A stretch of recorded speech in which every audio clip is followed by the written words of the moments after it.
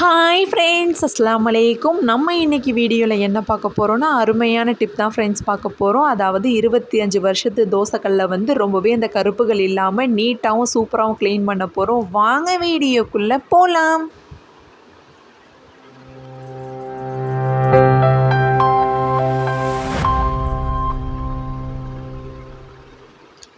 நம்ம வந்து தோசைக்கல்லை வந்து அடிக்கடி வந்து கழுவ மாட்டோம் ஃப்ரெண்ட்ஸ். அதனால் வந்து ரொம்பவே கழுவாமல் விட்டுருவோம். அதனால் கருப்பாகிடும் தோசைக்கல். இந்த மாதிரி ட்ரை பண்ணி பாருங்கள். புதுசு போல் தோசைக்கல் வந்து பளிச்சுன்னு ஆகிடும். ஃபஸ்ட்டு வந்து இந்த மாதிரி தோசைக்கல் வச்சு அடுப்பை வந்து ஆன் பண்ணிடுங்க.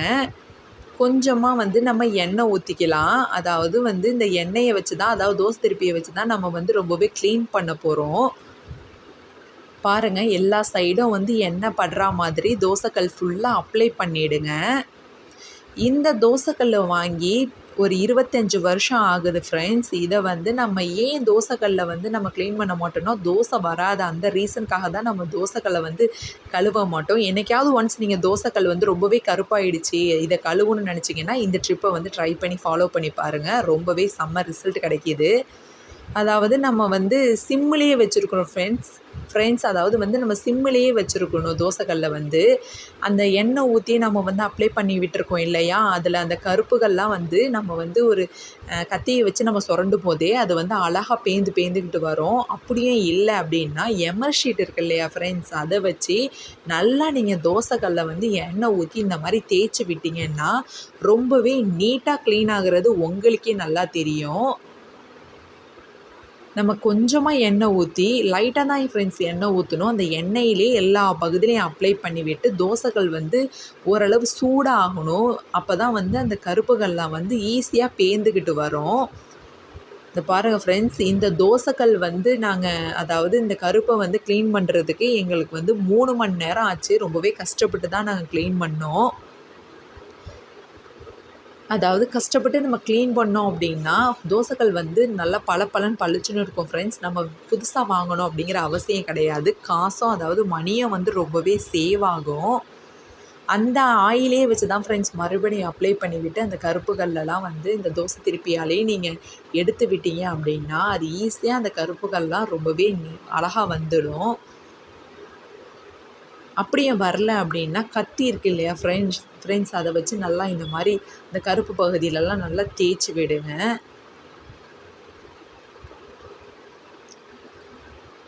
பாருங்கள் ஃப்ரெண்ட்ஸ், எவ்வளோ வீடியோவில் வந்து கிளியராக தெரியுதுன்னு பாருங்கள். நான் வந்து ஸ்கிப் பண்ணவே இல்லை. இந்த பாருங்கள், இந்த கருப்புகள்லாம் வந்து நான் எதையும் வச்சு தேய்க்கல, தோசை திருப்பியே வச்சு தான் நம்ம வந்து அதை தேய்ச்சி விடுறோம். அந்த கருப்புகள்லாம் எவ்வளோ அழகாக வருது பாருங்கள்.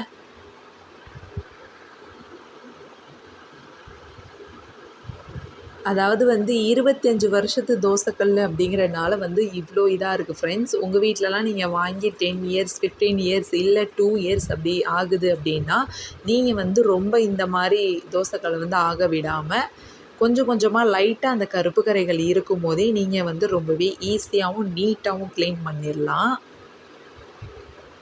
பாருங்கள் ஃப்ரெண்ட்ஸ், அந்த தோசை திருப்பியால் நம்ம பண்ணும்போது அந்த கருப்புகள்லாம் எவ்வளோ அழகாக போகுது பாருங்கள். இதே நீங்கள் நார்மலாக ஒரு விம் ஜெல்லை வச்சோ இல்லை வந்து சோப்பை வச்சோ நம்ம அந்த கம்பி ப்ரஷ்ஷை வச்சு தேய்ச்சா போகவே போகாது ஃப்ரெண்ட்ஸ். நான் வந்து ஆல்ரெடி ட்ரை பண்ணி பார்த்துட்டேன்.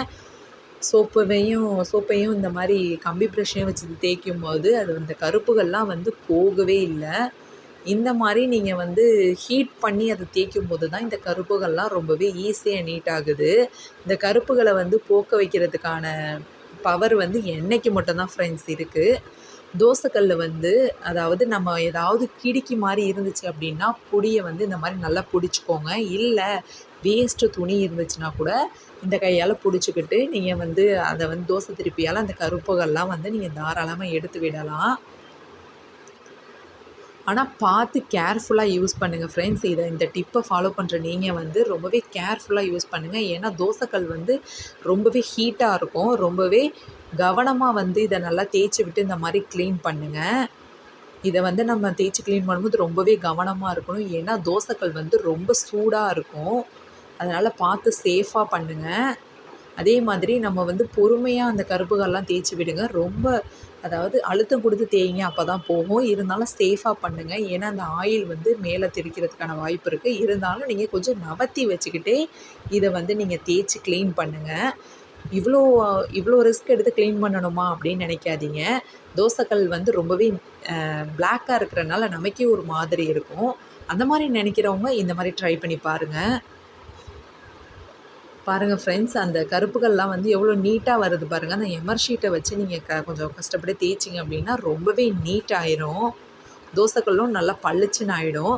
சப்போஸ் நாங்கள் க்ளீன் பண்ணிட்டோம், எங்களுக்கு தோசை வரமாட்டேங்குது அப்படின்னா ஃபஸ்ட்டு நீங்கள் என்ன செய்கிறீங்கன்னா, தோசைக்கல்லெல்லாம் க்ளீன் பண்ணிவிட்டு ஒரு முட்டை வந்து பொரிச்சு பாருங்கள். முட்டை பொரிச்சிட்டு அதுக்கப்புறமா தோசை ஊற்றி பாருங்கள். தோசை வந்து நல்லா அழகாக மெல்லிஸாக சூப்பராக வரும். இந்த டிப் வந்து கண்டிப்பாக ட்ரை பண்ணி பாருங்கள்.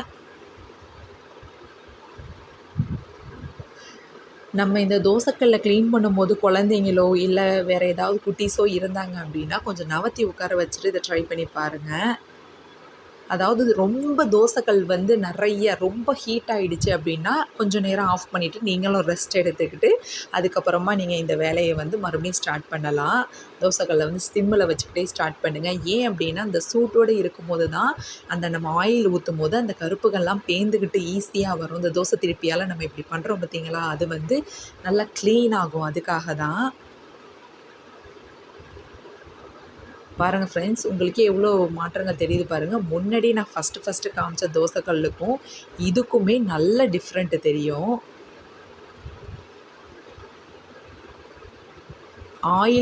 ஆயில் ஊற்றினா மட்டும்தான் ஃப்ரெண்ட்ஸ் இந்த மாதிரி அழகாக பேந்துக்கிட்டு வரும். இல்லைன்னா ரொம்பவே கஷ்டம். இந்த மாதிரி பேலன்ஸ் இந்த கருப்புகள்லாம் இருந்துச்சு அப்படின்னா கத்தியை வச்சு அந்த ஆயில் இருக்குது இல்லையா, ஆயில் நீங்கள் மறுபடியும் ஊற்ற வேண்டாம். இந்த ஆயிலே போதும். ஆயிலை வேஸ்ட் பண்ணாதீங்க. கொஞ்சமாக ஊற்றி ஃபுல்லாக அப்ளை பண்ணிவிட்டு அதுக்கப்புறமா அதை வந்து இந்த கருப்புகள்லாம் நீங்கள் கத்தியால் தேய்ச்சி விட்டீங்க அப்படின்னா ரொம்பவே நீட் ஆகிடும். கத்தியாலேயோ இல்லை எமர் ஷீட்டாலேயோ நீங்கள் வந்து தேய்ச்சி விடுங்க ஃப்ரெண்ட்ஸ். முன்னாடி நான் காமிச்சதுக்கும் இப்போ தோசைக்கல் இருக்கிறதுக்குமே ரொம்பவே டிஃப்ரெண்ட் நிறையா தெரியும். நம்ம எல்லாத்தையும் முடிச்சுட்டு லாஸ்ட்டாக வந்து சோப்பு வச்சு இந்த மாதிரி நல்லா எமர் ஷீட்டை வச்சு நல்லா தேய்ச்சி விடுங்க ஃப்ரெண்ட்ஸ். கொஞ்சமாக தண்ணி ஊற்றி விட்டு இந்த மாதிரி நல்லா தேய்ச்சி விட்டிங்கன்னா பேலன்ஸ் இந்த கருப்புகள் வந்து ஒட்டிக்கிட்டு இருக்கு இல்லையா, அதுவுமே கொஞ்சம் வந்து நல்லா க்ளீன் ஆகிடும். இந்த மாதிரி நீங்கள் தேய்ச்சி விடுங்க. நீங்கள் வந்து இந்த கம்மி ப்ரஷ்ஷை வச்சு தேய்க்கணும் அப்படின்ட்டுலாம் கிடையாது. கம்பி பிரஷ்ஷை வச்சும் தேய்க்கிறாந்தா தேய்க்கலாம். இல்லைன்னா நீங்கள் வந்து அந்த எமர் ஷீட்டை வச்சு தேய்க்கலாம். இருங்க நான் கழுவிட்டு காட்டுறேன் எப்படி புதுசு போல் இருக்குதுன்னு நீங்களே பாருங்கள். அதாவது முன்னாடி இருந்ததுக்கும் இப்போ இருக்கிறதுக்கும் நிறைய டிஃப்ரெண்ட் தெரியும். முன்னாடி அவ்வளோ பிளாக்காக இருந்துச்சு, இப்போ வந்து ஓரளவு நல்லாயிருக்கு. இது 25 வருஷங்கிறனால இந்த அளவு தான் போயிருக்கு. நீங்கள் உங்கள் வீட்டில் எத்தனை வருஷம் தோசைக்கல்லை வச்சுருக்கீங்களோ அதை க்ளீன் பண்ணிடுங்க. இந்த வீடியோ பிடிச்சிருந்துச்சுன்னா லைக் பண்ணுங்கள், ஷேர் பண்ணுங்கள், சப்ஸ்கிரைப் பண்ணுங்கள், கமெண்ட் பண்ணுங்கள்.